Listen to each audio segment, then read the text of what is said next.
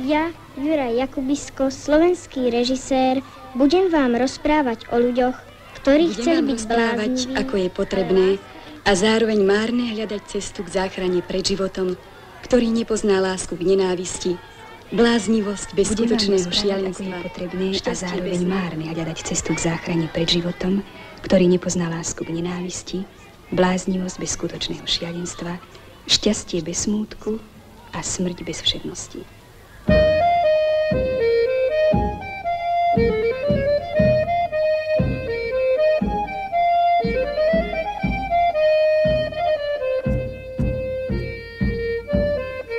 Príbeh sa skončí tragicky, ale to by vám nemalo brániť v smiechu, pretože aj hrdinovia tohoto filmu sa smejú do poslednej chvíle.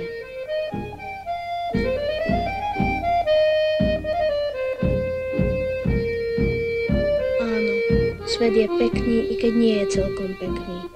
Nešťastný, ale nie naozaj nešťastný.